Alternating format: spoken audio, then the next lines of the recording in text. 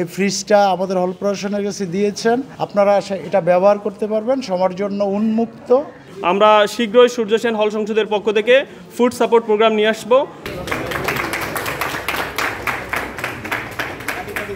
আমি প্রথমেই এই যে আমার হলের ছাত্রদের জন্য এই ফ্রিজটি উপহার দেওয়ায় আমার হলের পক্ষ থেকে, আমার পক্ষ থেকে, ছাত্রদের পক্ষ থেকে ধন্যবাদ জানাচ্ছি। কারণ আপনারা ইতিমধ্যে জেনেছেন যে আমাদের অনেক স্টুডেন্ট যারা বাড়ি থেকে আসে, তার মা বোন তাদেরকে খাবার রান্না করে দেয়, হয়তো খাবারটা ঠিকমতো রাখতে পারে না, হয়তো খাবারটা রাখলে 1 সপ্তাহ 10 দিন হয়তো খেতে পারতো, কিন্তু রাখার অভাবে সে খাবারটা হয়তো এতদিন যেতে পারে না, নষ্ট হয়, অথবা সে এই 7 দিন 8 দিন 10 দিন ধরে খেতে পারে না।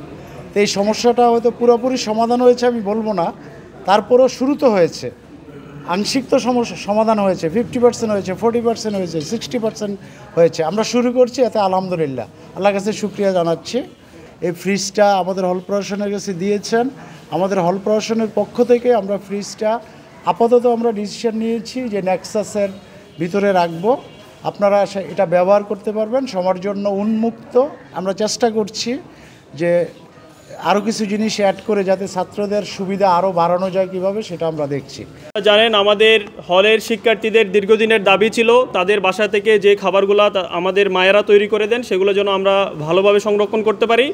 আমাদের মেসের এবং দোকানের ফ্রিজগুলোতে খাবার রাখতে গেলে অনেক সময় সমস্যায় পড়তে হয় এবং আমাদের টাইম অনুযায়ী আমরা খাবারগুলো নিতে পারি না। তারই লক্ষ্যে আমরা আমাদের অ্যালামনাইদের সাথে যোগাযোগ করেছি। আপনারা জানেন, সারা বিশ্বের বিভিন্ন উন্নত যে বিশ্ববিদ্যালয়গুলো আছে তারা মূলত তাদের অ্যালামনাইদের সহযোগিতায় তারা এগিয়ে যাচ্ছে। পাবলিক প্রাইভেট একটা যে কোঅর্ডিনেশন সেটির মাধ্যমে এগিয়ে যাচ্ছে। আমরা আজকে ভাইকে বলার সাথে সাথে যে রেসপন্স পেয়েছি সেজন্য ভাইকে এবং ইনসাফকে ধন্যবাদ জানাই এবং আমাদের হলের মাননীয় প্রাধ্যক্ষ অধ্যাপক ডক্টর রফিকুল ইসলাম স্যারকেও ধন্যবাদ জানাই। আমাদের এই উদ্যোগে তিনি শুরু থেকেই পাশে ছিলেন।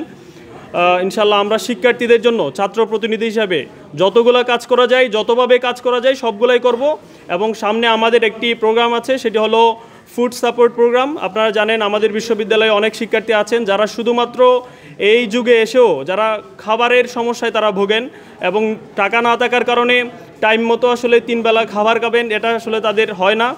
আমরা শীঘ্রই সূর্য সেন হল সংসদের পক্ষ থেকে ফুড সাপোর্ট প্রোগ্রাম নিয়ে আসবো। জুমার পরে এখানে উপস্থিত হওয়ার জন্য ধন্যবাদ জানিয়ে শুরু করছি। ঠিক কী কারণে ডাকসু এবং হল সংসদ নির্বাচন জরুরি ছিল সেটি ধীরে ধীরে আমাদের সামনে পরিষ্কার হচ্ছে।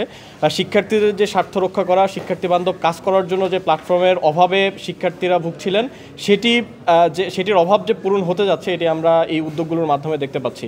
দীর্ঘদিন ধরে চলা সমস্যাগুলো আমরা ধীরে ধীরে আইডেন্টিফাই করার চেষ্টা করছি।